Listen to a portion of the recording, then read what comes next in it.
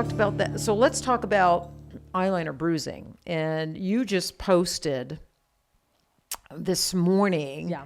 It was a beautiful, well, you came to me yesterday and you're like, I'm going to show you this picture. And I almost didn't see the bruising. I just saw a beautifully, perfectly, aesthetically done eyeliner. Your corner was right on the top edge. Bit of eyeshadow. Yeah, the top edge was precise. That's what I saw first. Like, what a beautiful eyeliner. And then I'm like, oh yeah, she got really red and bruised. But that's not what I saw first, because we're so used to that because we tattoo a ton of eyeliners. And you were nervous about posting it. And I'm like, yeah, us as artists, we always get a little bit of backlash for some things we do. yeah, well, because here again, you have some technicians out there stating on social media, or mostly in these Facebook groups, and teaching their students that with eyeliner, there should be no swelling, no bruising. And it's just not reality. It is so not reality at all. Then again, if you're using a really delicate single needle and you're tattooing superficially, then maybe you don't get as much swelling and maybe you won't get any bruising, but that eyeliner is not lasting. Yeah. It's not lasting. And it heals it heals weird. I like the Stardust eyeliners, but they do heal weird. Yeah, they heal a little. They age. Like they maroonish. Age weird. They heal maroonish. Yeah. You want to know why?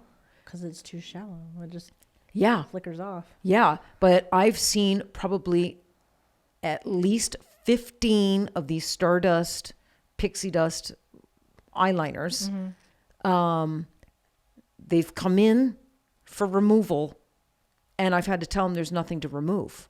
It's not that it's pigment. It's their skin damage. It's skin damage. Yeah. And not really damaged because they went too deep or whatnot. It's traumatized. But it's traumatized.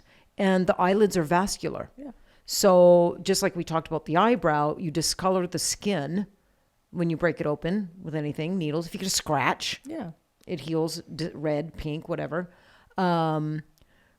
And of course, they're taking a single needle, they're breaking open the skin, and they're getting very little pigment, so it looks all that gray, stardusty. It looks beautiful, fresh. But yeah, I've seen multiple of them just not heal well. And again, I'm not bashing that technique or anybody that does it at all. I just wanted to talk about how things heal, how things age. Heal, and how things age. And I've seen a lot of them not age well at all. Like I said, we've had multiple people come in. I was actually in Chicago doing a removal class, and there was someone came in with something like that, and it was only a year. She had it done a year ago, and it was just all maroon. And I was like, it's not pigment. It's just skin. It's just skin discoloration from the trauma. There's no pigment in there. There was very little pigment in there to begin with. Yeah. It fell out. It aged out of the skin rather quickly in a year, and now you have discoloration of the skin. And, and I just told her over time, that very well may go away. But we have a lot of blood vessels, a lot of capillaries in our eyelids, and that's why you see the maroon. It gets really red. And that's why when you and I are doing eyeliners, your post yesterday, or this morning, I mean, and then go check it out on your Instagram. Beautifully done, beautifully executed eyeliner, but dang, she's pretty. She got swollen. I told her, I was like, let your husband know you didn't get beat up. Yeah, and she's like red. And some people seeing that, some of these same people, are probably thinking, they're of the mindset, you need to go back to training. That should never happen. And me and Amber talked about this like a year ago, on the podcast, but that's just not realistic. And I wish that wasn't being taught to the industry as a whole, because it's misinformation. Well, and sometimes it's not even the tattooing itself. Sometimes I bruise people just with my stretch itself. Yeah, some people can be that sensitive up in that area that even stretching an eyelid, as much as we have to stretch it, that can cause some irritation. Yeah, I always get bruised in the corner of mine because obviously I want someone that has a good stretch. I don't care if it hurts. Get it in. Well, a good stretch makes it hurt less. Yeah. And you got to control the eyeball. You got to have a damn good stretch when you're tattooing eyeliner, because people want to blink, they want to move. You can't allow that. There's certain places we press our fingers to control blinking and to control the eyeball. Like my clients will always say, I feel like I'm blinking. And I'm like, oh, honey, you ain't blinking a wink. You ain't even moving a little bit. But they think they are, but we know where to press to control the blinking. Yeah. And you can't be tattooing somebody when they're blinking. And that's what the eye wants to do, right? It wants to fight blink. or flight. Yeah, exactly. But so, and we're using 5 shaders because we're doing most clients, they don't want to come back in a year. They don't want that shit falling out in a year. They had to work up a lot of nerve just to come the first time. Yeah. Eyeliner's not the most pleasant area to be tattooed. They want it to last. And a lot of people want black. They want black eyeliner. And those are the type of clients really seeking us out. So, I mean, we do some smoky stuff. Yeah. And more natural looks too. I don't want people to misunderstand that, but so although we can do the smoky, I don't do the Stardust and the Pixley because I don't like how it personally, I don't like how it ages. And I don't like that it doesn't last. But we definitely do smoky. We have other ways of getting a smoky look and it lasting. But a lot of people seek us out because they know that we know how to get a black eyeliner that will last them 4, 5, 6 years, if not longer. I mean, you saw an eyeliner I did last week and it was 13 years old. 13 years. And that shit was still there and that was still looking good. It wasn't blue, it wasn't gray. It was just, that was like looking good. Yeah. So, and that back then she wasn't ready for her eyebrow. And that is the reason she chose me. Yeah. She came back. Longevity. She was so happy with her eyeliner. And now, here I am 13 years later and I'm ready for some brows. So she chose me. So I don't think it's true that you miss out on money and you'll lose a lot of income if your work lasts.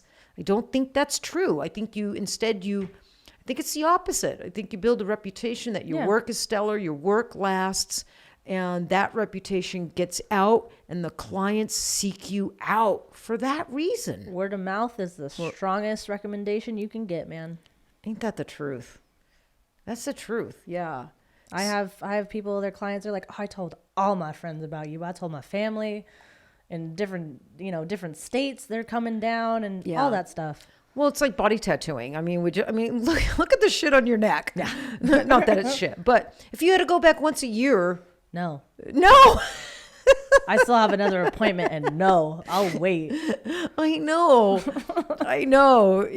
and so there is just some misinformation out there. That's all. And look, if you're listening to this and you're the type of artist, you want your clients coming back once a year and you want to tattoo shallow and that's you.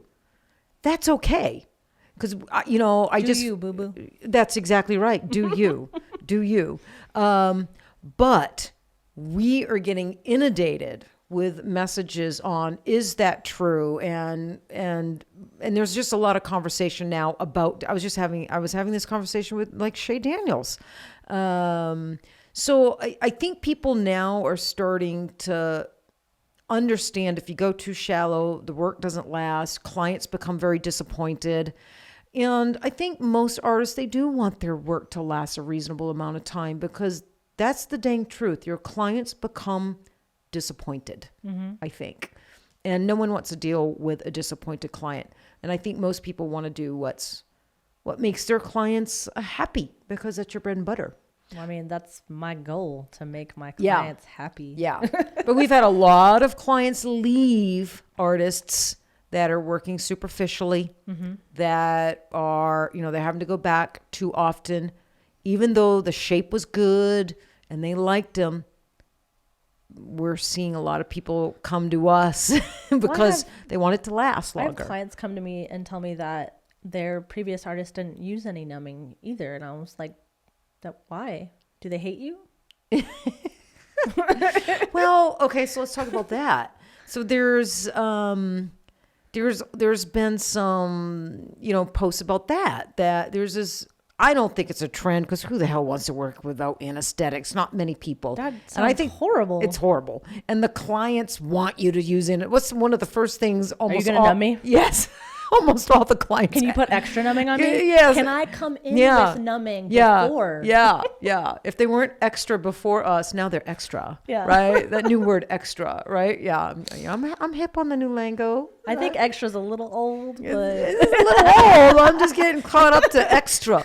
Yeah. So we have our clients being extra now. I'll give you the tea. Yeah. And if you forget, they'll remind you. Yesterday, my client was like, "Oh, I think you forgot to put numbing on that eyebrow." Yeah, they always tell me. They're like, "Did you put numbing on?" I'm like, "I already got that. I know, Don't you worry about that." Right. But I mean, come on, a bottle of numbing cream is like $30, $40. It will last you two weeks to a month, depending on how many procedures you do. It's not that expensive, and it makes the client comfortable.